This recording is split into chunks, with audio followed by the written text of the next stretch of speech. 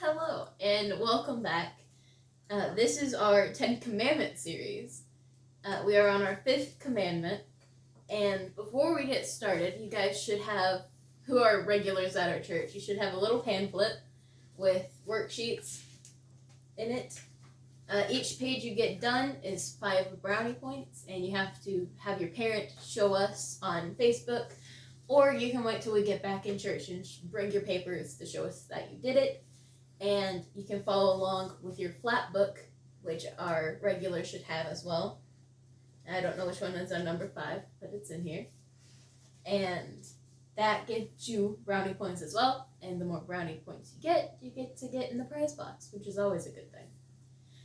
So our commandment today is honor your mother and father, or honor your parents. And our verse today with our commandment is Ephesians 6:1-3, which says, "Children, obey your parents in the Lord, for it is right. Honor your mother and father, which is the first commandment with a promise, that it may go well with you and that you may enjoy a long life on earth." So, this is our first commandment and our only commandment that holds a promise. But first, we should learn why our parents should be honored. Because a lot of people, kids wonder, teenagers wonder, what's the point of listening to your parents? Because, you might have that group of friends that you want to hang out with because you think they're good people, but mom and dad might think something else or know something that you might not know about them, which tends to normally be the case. You don't know people the way you think you do. Parents know best. Your parents should always be honored because they take the things that they have learned and apply them to you. So if, say, when your mom was little, maybe she did hang out with those people, and maybe she got into some bad things, and then she got out of those things. Or maybe her sister or her friends did that, and they got into things that they shouldn't have, and they regretted it, and they'll regret it as they get older, because they'll learn what a bad decision that was.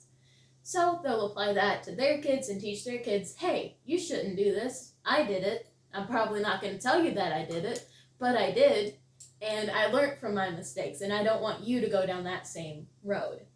So that's a good reason we should honor and respect our parents, and they do so much for us. When we were little, they took care of us. They helped us when we got hurt, when we puked, and, nobody else wanted to clean it up. And, sometimes we take care of our own parents. The more you take care of your parents, hopefully when you take care of them, they hope that they'll take care of you in the future. And we should. Our promise is in Exodus 20:12. And it says, honor your mother and father so that you may live long in the land of the Lord your God is giving you. I think I read that right. If you want to live long in God's land, you should respect your parents. And you're not supposed to just respect your parents. It's not just, I respect my mom so I can go be mean to other people. That's going to let me live long in heaven. That's not how this works. There's other ways and different people that you have to respect. With soldiers, you salute them as respect for the honor and the work that they have done for our country. For pastors, when they ask you to pray, you close your eyes and you fold your hands.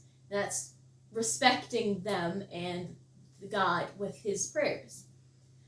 With a teacher, when they ask you to be quiet or ask you to raise your hand instead of just yelling out question answers, when you raise your hand, that's a sign of respect to the teacher, that you're listening and you're appreciative for what they're doing.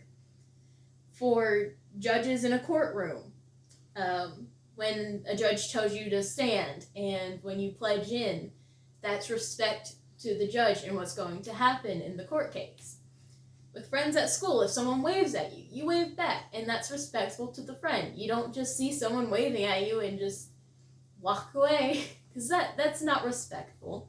And it's little things like that do show respect to people. And sometimes it's the little things that some people need to know that you care about them. Respect can be when someone tells you some format of advice. Like, hey, it's gonna rain today. Maybe you should bring an umbrella because it rained yesterday and I didn't know it would. Nobody told me. I didn't have an umbrella. That's a format of advice that you should probably use. And if you take their advice, that's respectful and that's honoring what they've said. And you always must follow Jesus first and his commandments, and that's respect for God. And if you don't follow those, God gives us an option of we can follow these and we can live for him, or we can forget all of this, throw this out the window. Doesn't matter, doesn't apply to me. I'm going to get to heaven one way or another, right?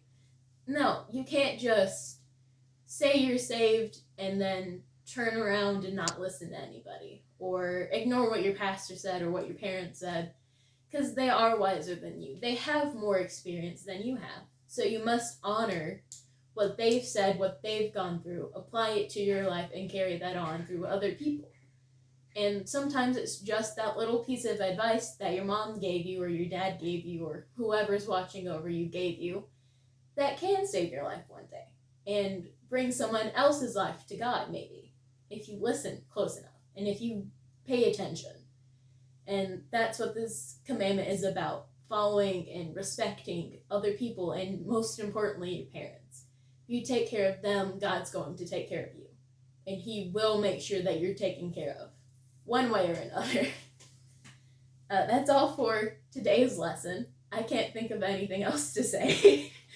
Follow along with your lap books, do your worksheets, send it to us on Facebook, or you can bring it into church once we get reopened.